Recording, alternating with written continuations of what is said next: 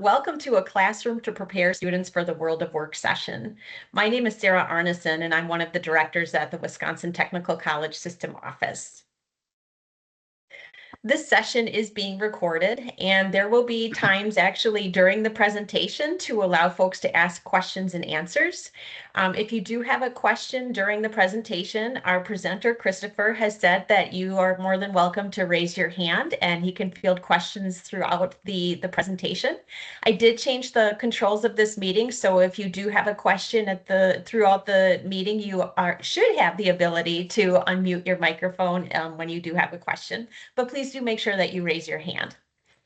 To turn on captions during this session, click on the three dots at the top of the meeting, then click on Language and Speech and turn on live captions.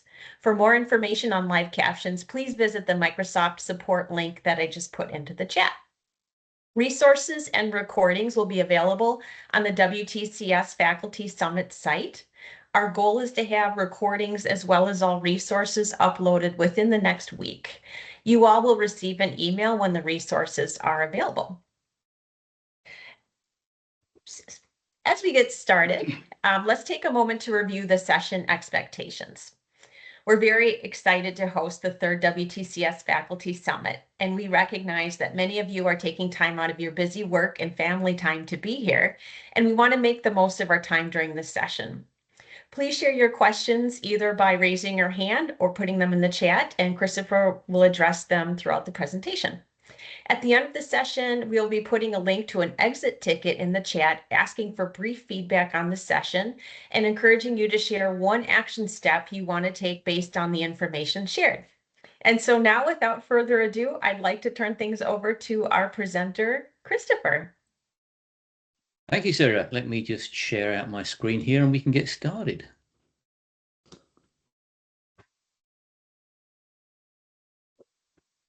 Okay, good morning, everybody. As Sarah said, my name is Chris Lewis. I am an IT instructor at Madison College here. And today I'm going to talk about the changes that I made to my classrooms to make them more effective, in my estimation, at preparing students for the world of work, particularly a world of work that's now increasingly including artificial intelligence.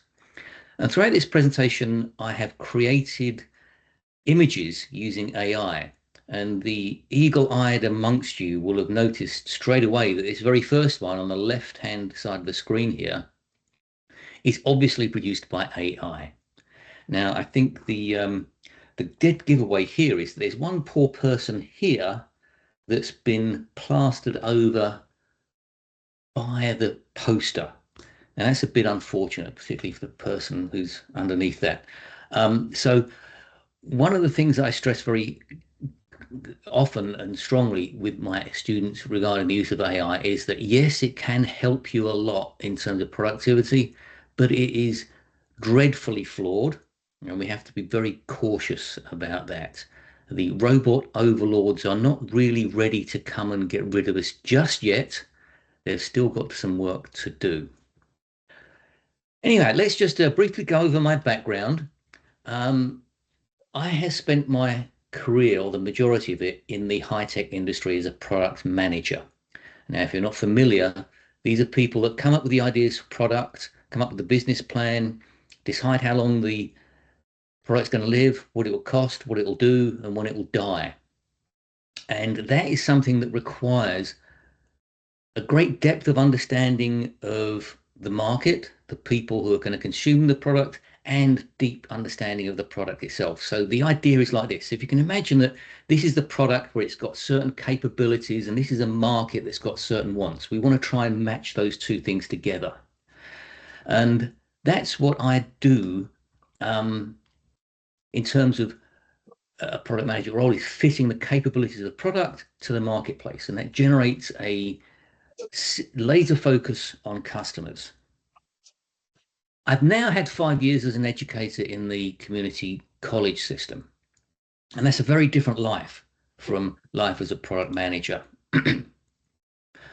Rather than trying to define technology and products, my role here is about helping two constituents, that's the students and the employers, and it's trying to bring them together in the same way that I did with products and customers. So I want to get my students with the right set of capabilities to match into the needs of the marketplace. And given my background, that has generated a mindset where I kind of view our employers as the customers, the people that I have to engage and consume our product, and the students are what we're producing, or at least the capabilities that the students have once they've been through our programs. And again, it's just to try and find this match and this connection between the two. When I first looked at this, I came from industry and I had really no real experience of being an educator. I'm sure there's many people here who have much more experience than I do in terms of being an educator, consuming educational research and using it. And I'd be very happy to get feedback and input from you after this presentation to benefit from your expertise in this area as well. But the questions I ask myself when I'm going to make this transition into the role of being an educator is, well, how should I run this classroom? What's going to be effective? How do I prepare them for the world of work rather than just follow the process that I was familiar with in school, which, at least in my day, which is a long while ago, didn't prepare me for work very effectively at all. And when we throw AI into the mix, how should we make use of that with our students? In the college, I came across a whole gamut of thoughts. It's like, okay, at one end is no, we can't use AI, it's cheating. The other is, well, we have to embed AI in everything because it's the future.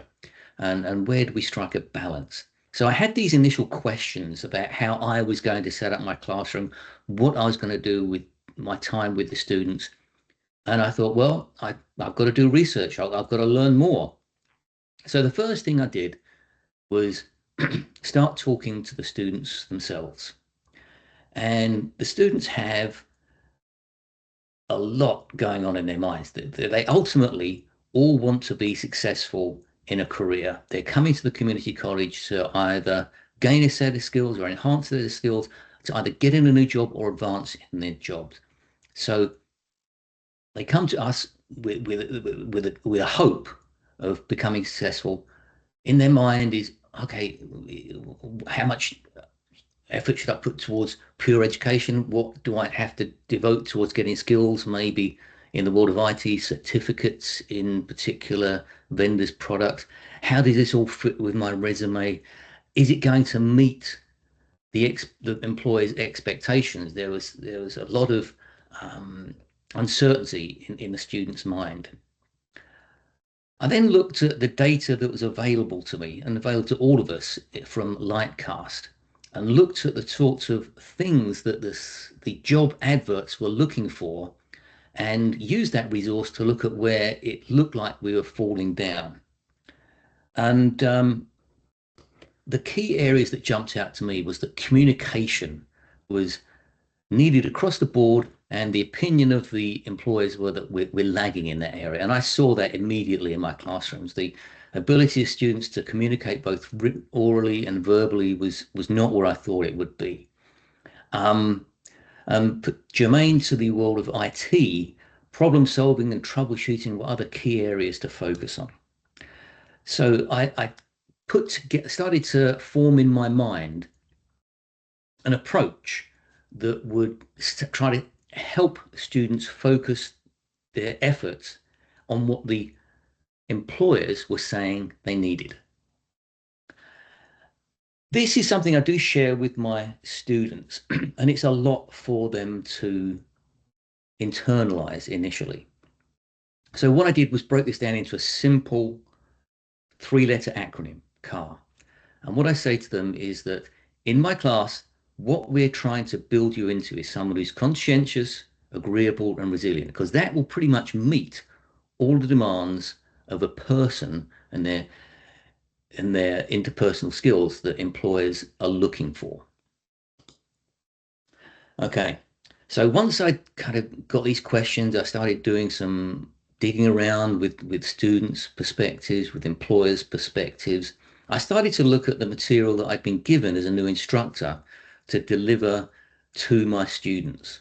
And it fits what I term the traditional classroom, which is where an instructor stands up, gives the lecture, gives work, and then gives marks back at a deadline for when the work is due. And I thought that, this was something that was mainly set up for the benefit of the instructor, and it gave a very predictable workload.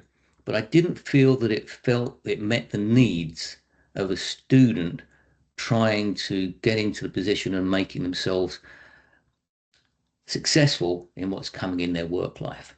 So the sorts of things that I saw in the traditional classroom was that a 75% grade will get you through, whereas my long career in industry tells me that projects have to be fully correct. There's the old story is like, if you were in your car with your family, would you drive across a bridge that's 75% to code or drive them across one that's 100% to code? Well, you'd really only go across the 100% one.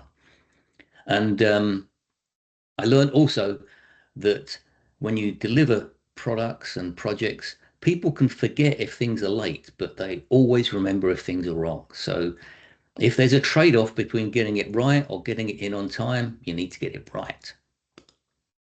In the traditional classroom, there were these hard deadlines, which meant there was typically no opportunity for the student to revisit and fix things and really gain the mastery of the topic.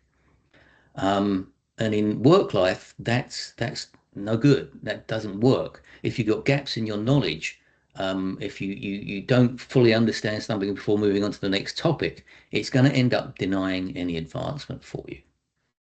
In the traditional classroom, there was constant awarding of points to measure progress, and I immediately saw that students were much more focused on points rather than learning knowledge. And I saw that as a big problem, and that'll be a part of what we're discussing later on in this presentation about how to get away from that.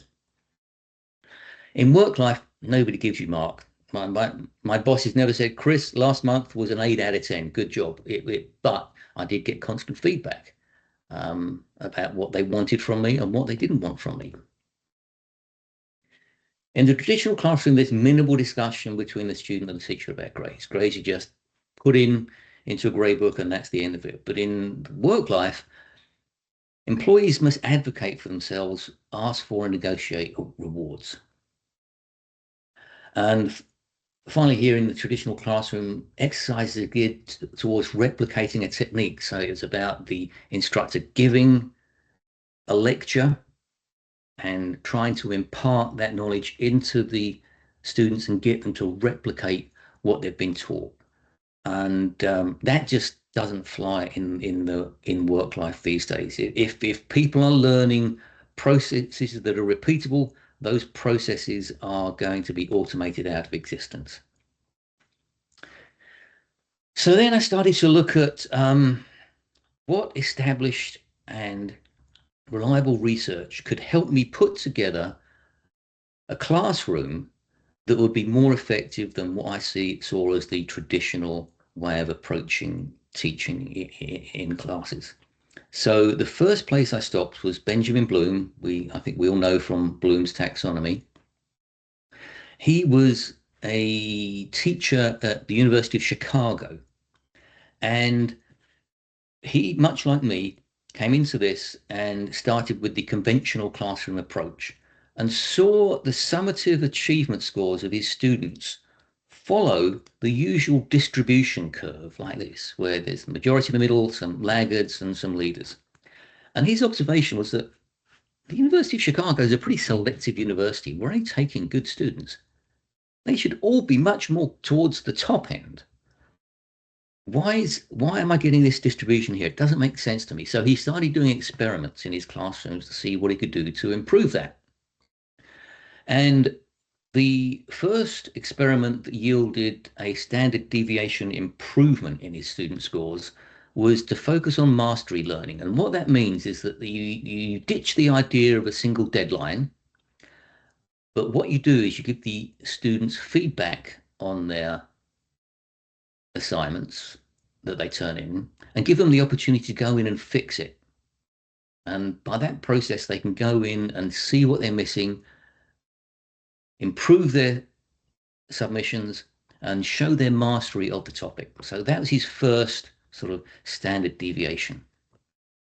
The next standard deviation improvement was providing much more one-on-one tutorial help for the students.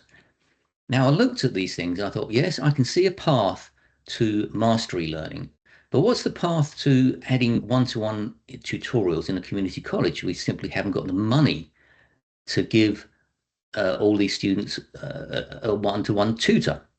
So that's where AI will come in, and we'll discuss how AI can become an individual tutor for these students a little bit later.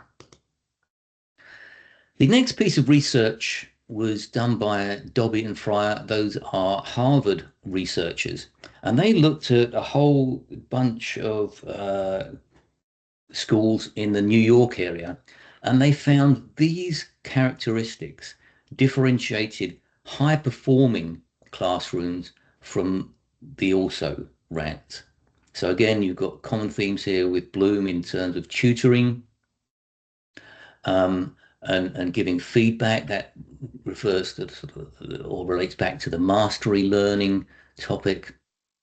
But there's also this idea of using data to guide instruction, increased instructional time, and high expectations. And there's certainly aspects of these that I could see myself incorporating into my classroom. So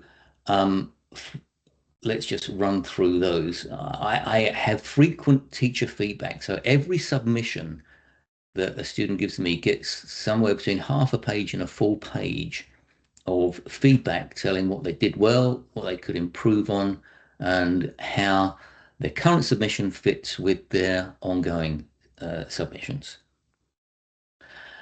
We use data in terms of picking what topics we cover. We cover inclusion of AI topics to improve the levels of tutoring that we have. Increased instructional time. What I do with that is I make on-time attendance mandatory for my students, and I have high expectations of them. My expectations are that they're going to have read and watched the materials I provide for pre-class work, that they'll follow the guidelines for AI to improve their understanding, and they'll be ready on time to start instruction when the class is scheduled to start. They're going to be professional, and they're going to learn to take notes.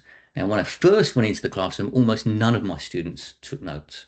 Now I've got to a stage where the vast majority do. I give out handbooks, I give out pens. I work with the teacher at the Center for Student Excellence at Madison College to get students access to people who can help them learn how to take notes, because it seems to be a skill that has been lost in the current high school environment. Okay, so that's kind of like all the background, all the research. So what does that mean? What did I bring from that into the classroom that's going to be different? So the first one is that there's no points. There's no points awarded in these classes at all. Students are either told their assignments meet the requirements or do not meet requirements. And if they do not meet requirements, they will have multiple attempts to improve that to get to the required standards. Now, this does increase the workload from an instructor perspective, but it's one that I think is well worth the investment. They understand that just meeting the requirements of the assignments doesn't get them an A. They have to exhibit the behaviors that are required in the world of work to get better than a C. And we'll come to what those are in a few slides. And at the end of the semester, they all have to send me an email to suggest what grade they think they deserve. And they'll have to write that, taking into account everything that's specified in the syllabus about how grades are awarded. And I would say sort of 90 to 95% of the students get this right when it's put in their hands. It's very rare that a student will claim an A when they really don't deserve it. I have more instances of students claiming a C when they in fact deserve better. Okay, so I got to the stage where I decided I was going to bring in this idea of mastery learning, feedback for multiple attempts, and so forth. And I then said, how am I going to use the time in the classroom? And I came across and fully support this pyramid of learning, where essentially the main takeaway here is that if I'm going to stand up and just cover the time with a lecture, the students are only going to retain about 5% of that material. And I've tested that out, and I think it's pretty accurate. It's fairly depressing from the perspective of an instructor that puts all their effort into producing the lecture and delivering it, but it's unfortunately the case. Where we see the greater retention is when students are actually doing the task that they're trying to learn or trying to teach others in their peer group. And that's where I try and focus the majority of my effort in my classes. It's practicing doing and teaching others. So how do I incorporate that? Well, my classes have typically a 15-minute introduction that talks about the topic of the day that we're going to cover and how to access the resources that will help the student execute on the exercises in class. Then we split into small groups. They work collaboratively on the exercises, and their assignments are then often in the form of producing a document that could be used to teach others what they have learned in the exercises. So I try and focus as much time as possible in practice doing and teaching others, and as little time as possible lecturing. So does that mean that I do 15 minutes and then just read a book for the rest of the time? Absolutely not. The most productive time I have is when I'm sitting with the students talking through the exercises and helping them develop their skills to solve these exercises. And there's a couple of approaches you can take when you're in that activity. The one that I believe is the most appropriate is the Socratic method, which is basically asking questions. I don't give students answers, I ask them questions about what they are doing to solve the problem, what they don't understand, what they think doesn't make sense, and help them on their path to finding their own solutions. The didactical approach, where you show a process to solve a problem and get students to replicate that process, is good for things like learning letters and numbers, things that don't change over time. But particularly in the world that we have today, everything is changing very quickly, and following processes is not a valuable skill. What is a valuable skill is having an investigative mindset and an approach where you can solve new problems using the skills that you have. And I found the Socratic method is one of the best ways of generating that investigative mindset, because essentially what I'm doing is helping the students form their own questions about the work they're doing and help them generate a methodology that can use those questions to help them solve the problems. So it works extremely well, in my opinion, and I've got a link to further details on the Socratic method below there. Okay, so we got to the stage where I have got a classroom that's based around exercise, group works for learning. How are we going to layer AI on top of this? Well, there are good ways to use AI and bad ways to use AI. And my goal is to make my students effective users of AI rather than pawns that take its output as gospel and accurate.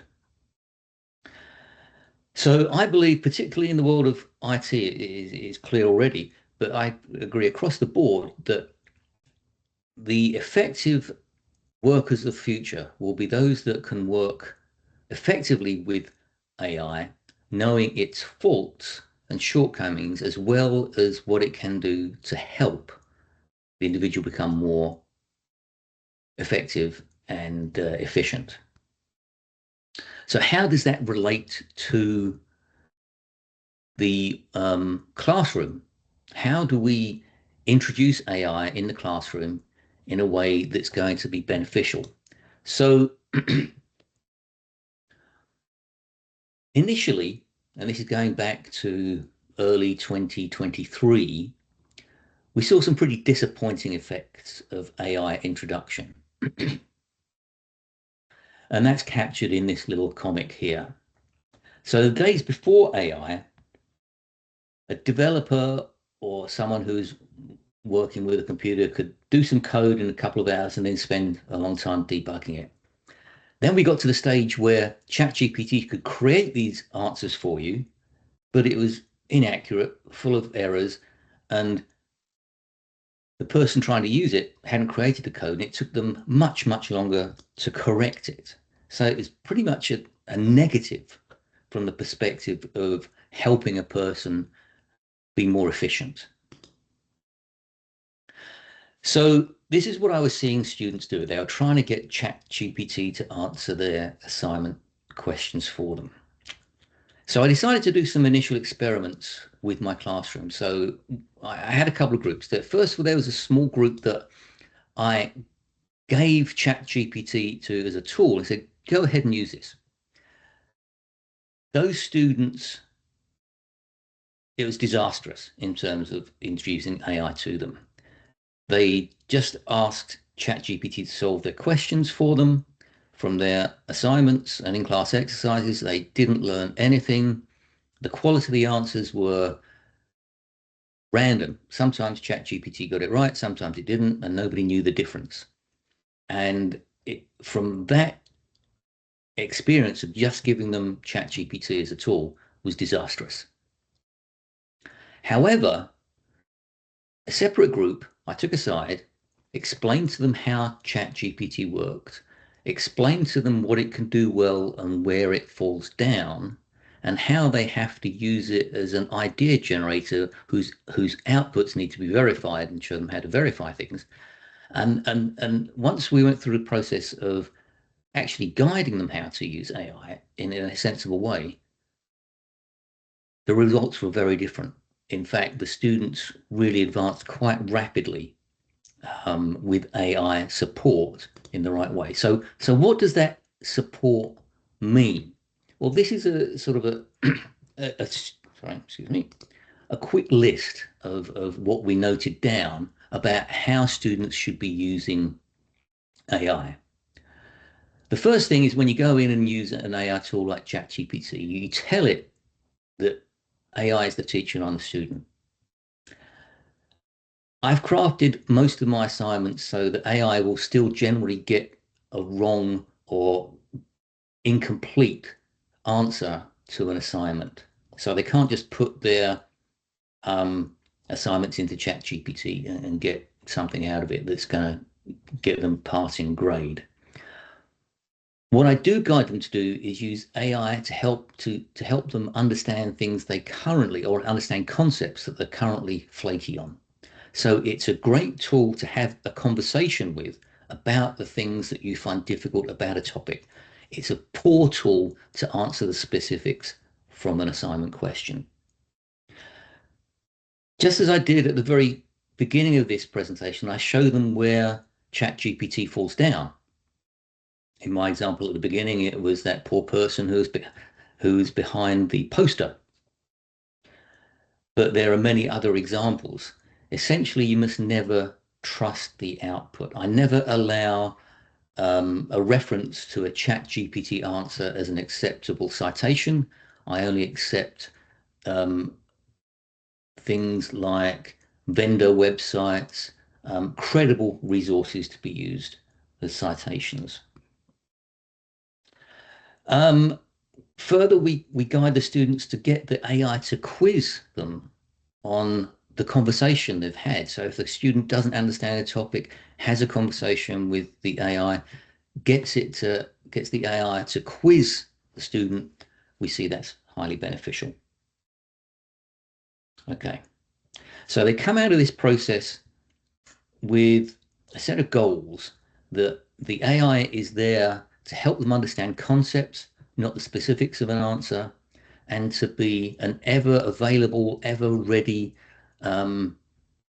partner to engage with when they have questions about things they are learning in class.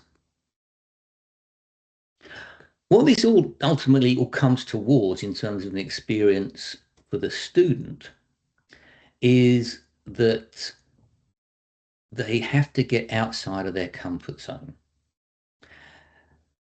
And this becomes an obstacle for many students who have maybe really just had the high school experience of trying to follow procedures or processes that they've been taught, getting into this mindset of having to come up with solutions to new problems that they don't have a roadmap for it can sometimes be quite challenging. So this graphic here sort of illustrates the experience that we're trying to get from our students. We're trying to get them out of this area where they're feeling comfortable and it's all easy. They're not really learning a lot. They have to accept that as soon as they set foot outside of that, it's going to feel weird. But that's okay. If I tell them if it's feeling weird, you're doing it right. We want to get them into the learning zone where they're starting to address new challenges, new problems that they don't have a roadmap to do, and to experiment, not fearing failure, but to treat failure as a learning part of the learning process. And ultimately, we want them to get them into growth where they're going to get self-directed and be able to identify new areas that they can explore and develop their mindset with. I do give references for more material about what this growth mindset really feels like when you're in the middle of it. So there's a typical class schedule. What do we do in class? Bringing all of that previous material into something that we can execute on. So in my classes that are attempting to prepare these students for the world of work, we start every class by reviewing what we did last week, because that's going to be the foundation that we build upon for the next week. We then go into a stage where we get the students to write down on whiteboards. They're in groups of 3 or 4 typically to do this, to write down on the whiteboards 3 things that they learned from the pre-work, because there's pre-work in terms of documents to read, videos to watch for each lesson, and 2 questions that they want clarified from reading and watching that material. So it's the expectation that they will have done their preparation, they'll have turned up and they've read what they need to read, they've watched what they need to watch, and they've thought about it. Now, it only takes 1 or 2 weeks of this before there's compliance in the class. That's been my experience so far. Once the students know this is coming, they know that there's a deliverable that's going to rest upon the requirement for them to have done the pre-work, they start doing the pre-work much more significantly. After we've done that, I'll do the 10 to 15 minute topic introduction and then run on to the in-class exercises.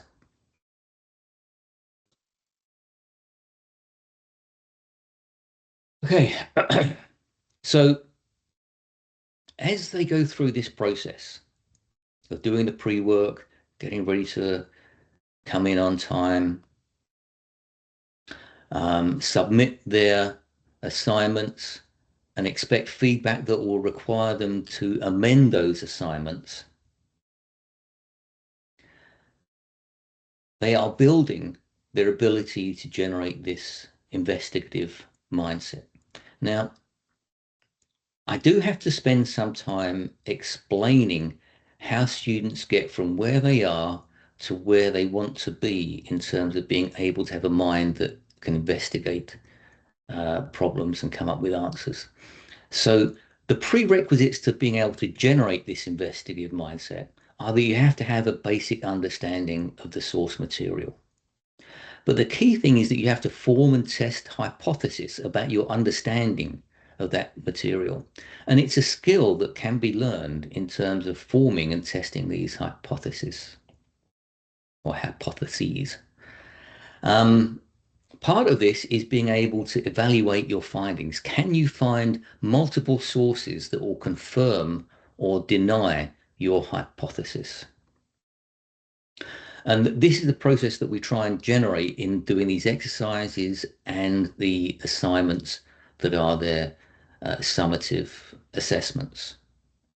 So we want to generally see that they've come up with a hypothesis of how to solve the problem, and they've gone through the process of investigation, research, attempt, and then verifying and evaluating their outputs and going through some process to show that their answers and responses are verifiable and supported by multiple pieces of evidence. Once they go through this process and submit their work, once they get to the Met grade, they are done. They don't have to submit any more submissions for that piece of work. If they get a not yet, they'll get extensive feedback on what they need to do to get the piece of work up to grade, and they can then submit as many times as necessary to get up to that standard. There is also a met but late, and I've gone through many iterations of deadline setting. When I first took on the classes, they all had weekly deadlines, and that was not conducive to getting students to focus on mastery.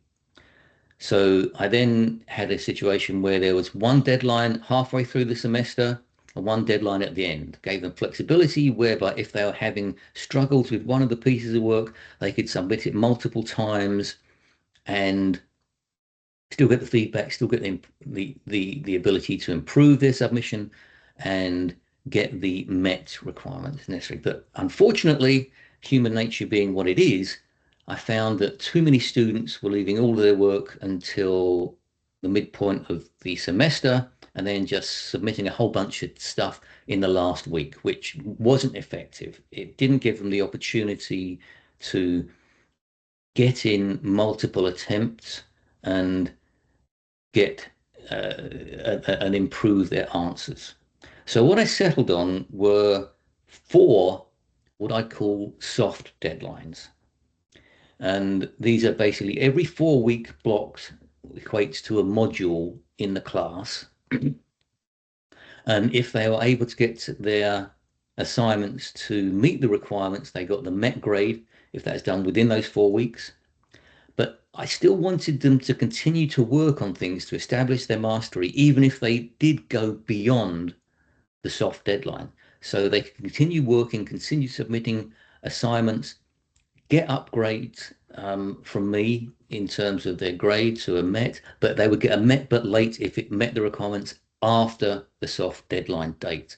And that seems to be working quite well now in that students aren't, if they have an issue in their personal life or they had a particular challenge with one topic and it's taking a bit more time, they're not rushing in a piece of substandard work, but they are working with me to get their work up to the required standard and accept the met but late in those few instances where their life has basically thrown them a curveball.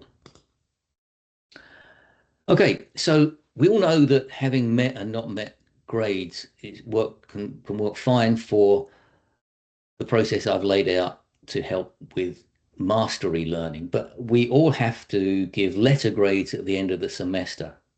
So what I do is embed the met requirements and not met requirements grades into a grading scheme that incorporates the professionalism behavior that employers will expect from their new employees.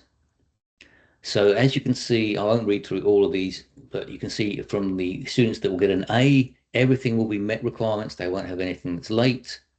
They will have always exhibited the behavior of reading and watching their required pre-class resources and come ready with questions. It's clear from the work they've gone beyond the course materials and that they've shared that knowledge in class discussions. And the student attended almost all the sessions on time and participated fully. You can compare that to, say, a C grade, where nearly all are met requirements. They've shown some evidence of going outside of the class materials and doing their own research. They have mostly read and watched the pre-required material and participated in the discussions and got to most of the sessions on time. Now, as I said earlier, students seem to be very capable of placing themselves on this list of how well they've done or not. And I'm going to continue with that practice of asking the students to propose their grade. And if I agree, they get it. If I disagree, we'll then have a discussion and come to a negotiated agreement. So in Madison College, we use Brightspace now. And in the gradebook, the student will see their assignment. In this case, the assignment was for a query language assignment where they have to use a query language for a tool that we use. And in this case, the students got a MET grade. And then I'll give them overall feedback. The feedback itself will consist of between a half and 1 page of A4 that goes through the strengths in terms of what they did well. It will go through what they need to improve, an overall assessment, and some guidelines on,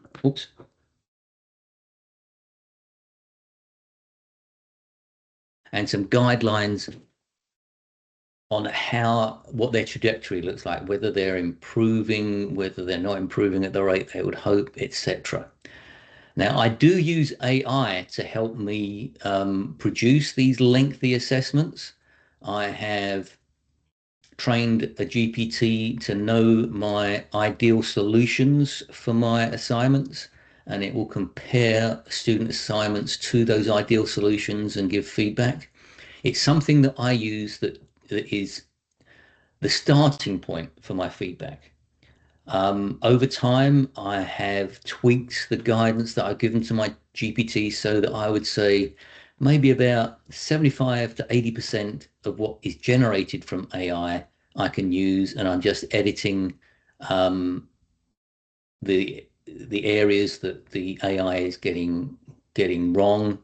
So I will look through the student submission and then compare it to what the AI has given me for feedback and edit it to make it accurate and representative of what I was hoping to get from the feedback from the AI. So I use AI in my on my side to generate the in-depth. I found that using the AI in this way has produced a very fair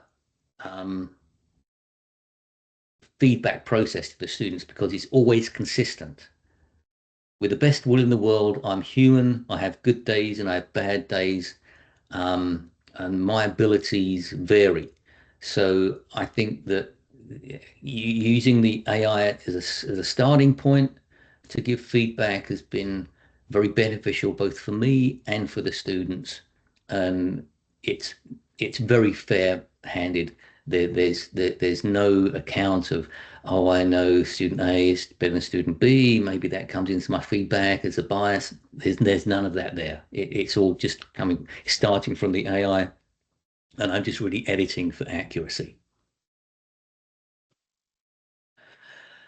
Okay, so I didn't see any questions come up during the that session. This is my last slide. If you wish to contact me to discuss this, I'd be very happy to receive any feedback. As I said, I've been at this educator game for only 5 years now. I know there's going to be people doing this in the audience doing this much longer. So any guidance or feedback you have for me, I'd be very welcome to receive it. So as there were no questions during the presentation, are there any questions now that I can address for you regarding this topic?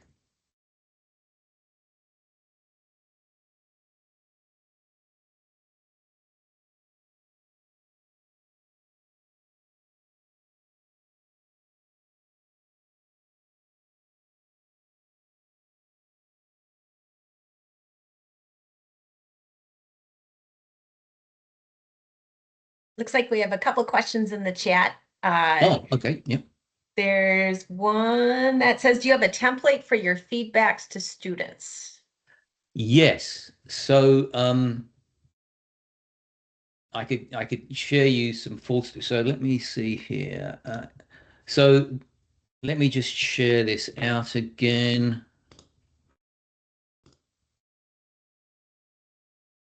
So here is an example of the template that's been filled out by AI that I have gone in and corrected. So this is for a piece of group work where they had to do an investigation into a security breach. So I give them the AI comes up with some intro there, comes up with their strengths. It's far more positive in its feedback for good things than I ever was, which I think is a good improvement upon me.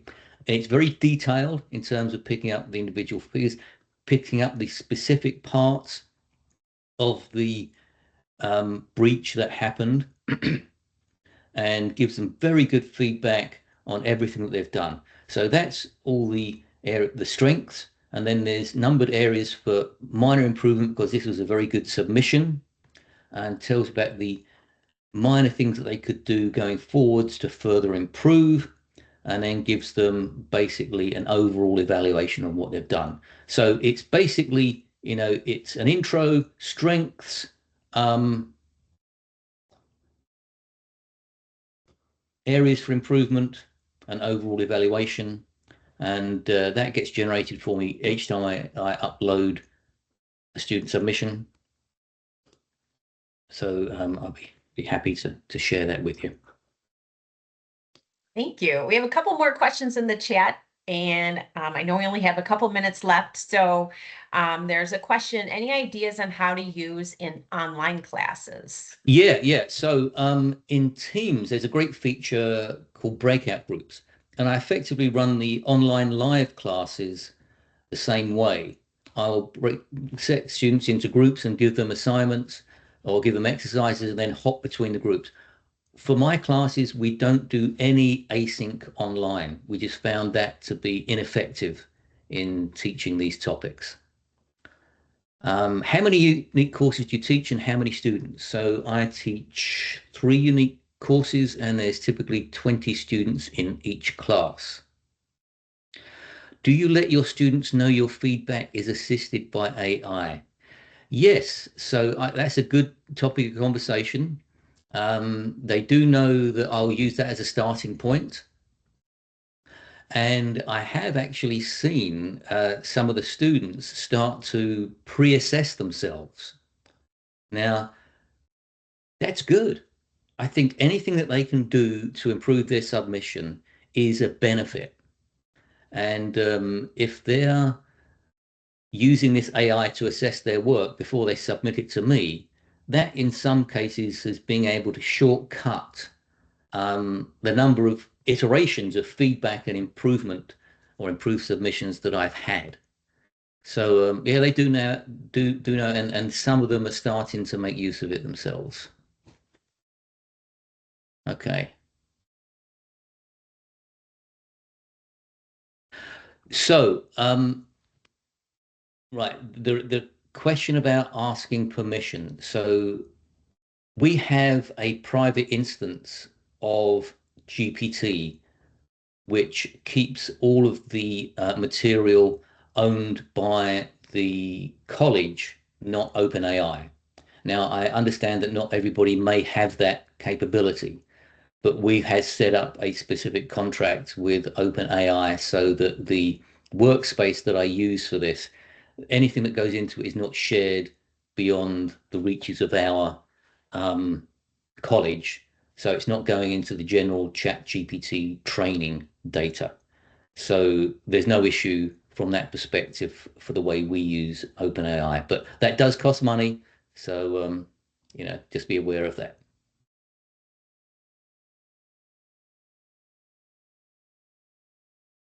And it looks like we are at time here. I want to be respectful of everybody's schedules today. I know we have sessions coming up in 10 minutes, but please thank me in joining our presenter for sharing his knowledge and experience with us. This was a very interesting and intriguing presentation, Christopher. So thank you so much.